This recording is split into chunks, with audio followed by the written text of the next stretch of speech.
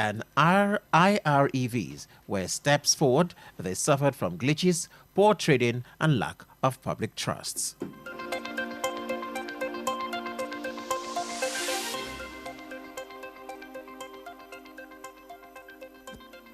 Problem we have in Nigeria today is political recruitment. Problem we have in Nigeria today is political recruitment. Who becomes a supervisory council? Who is a council? Who becomes a council chair? Who becomes a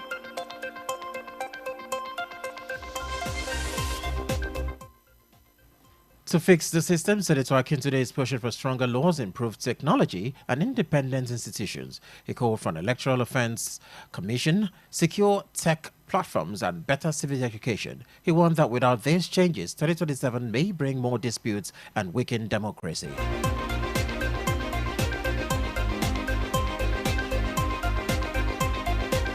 Meanwhile, Nigerian ambassador to the Philippines, Ambassador Yemi Farobi, has identified poor political recruitment and growing apathy as major challenges undermining Nigeria's democratic progress. Speaking at the Yemi Farobi colloquium, Farobi warned that the failure to attract competent individuals into politics, coupled with citizens' reluctance to participate in the electoral process, possesses a serious threat to Nigerian democratic development. He emphasized that meaningful legal, institutional, and technological reforms are essential to restoring public trust and strengthening the integrity of Nigeria's election.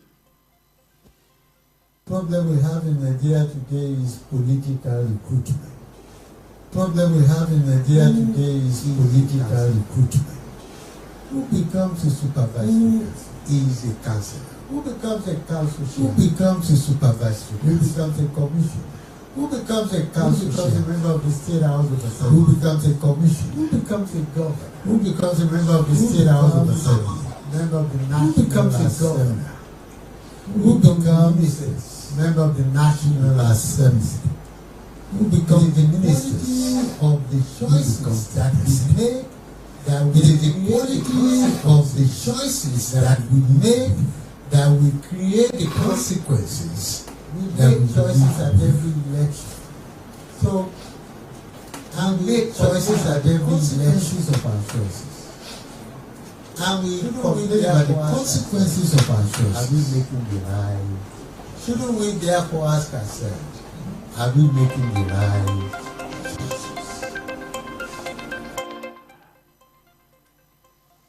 Therefore, he called on stakeholders to take deliberate steps to overhaul the electoral framework and re-engage citizens in democratic participation, especially as the 2027 election approaches. Moving away from the pace to the state, the federal government has said that the Dangote Group will redeploy staff earlier disengaged from its refinery operations, following the resolution of its dispute with the Petroleum and Natural Gas Senior Staff Association of Nigeria.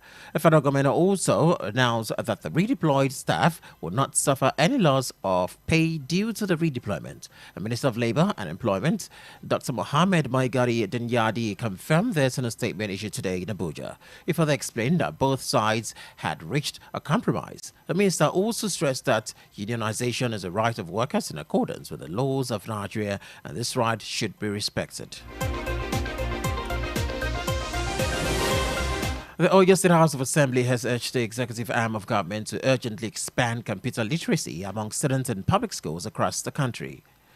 The call came today during yesterday's plenary following a motion sponsored by the Minority Leader Honorable W.A. Salami. Lawmakers stressed that access to digital education is essential in today's world and should begin from the primary level. The House expressed concern that many students, particularly in undeserved areas like Okeogun, Ibarakwa, and parts of Oyo, lack basic computer skills, putting them at a disadvantage in key computer-based tests such as the UTME conducted by JAM. Despite strong academic potential, many students fail university entrance exams due to unfamiliarity with computers. In response, lawmakers called for the establishment of computer rooms, provision of equipment, and collaboration with JAM to set up CPT centers across all 14 federal constituencies. Speaker Right Honorable Adebo Ogundo emphasized that digital literacy is no longer optional and urged the state to partner with NGOs, donors, and philanthropists to bridge the digital divide and secure a better future for all your students.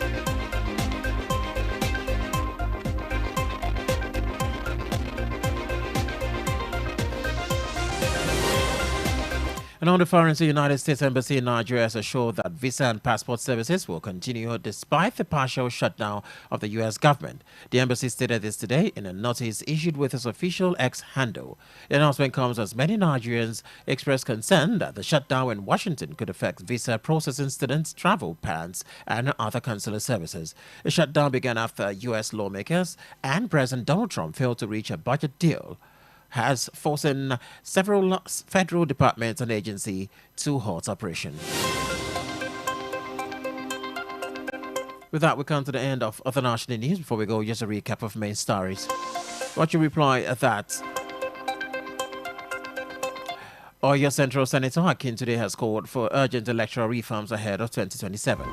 We also told you that the Nigerian ambassador to the Philippines, Ambassador Yemi, has identified poor political recruitment, voter apathy as threats to Nigeria's democracy.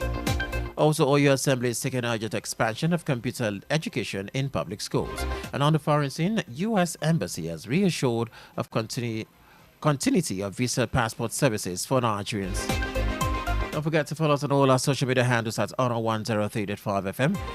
And visit the website www.honorfm1035.net for more information. The news was compiled and edited by Temitope Dada. I am Richard Ekpo. Thank you for listening. Up next is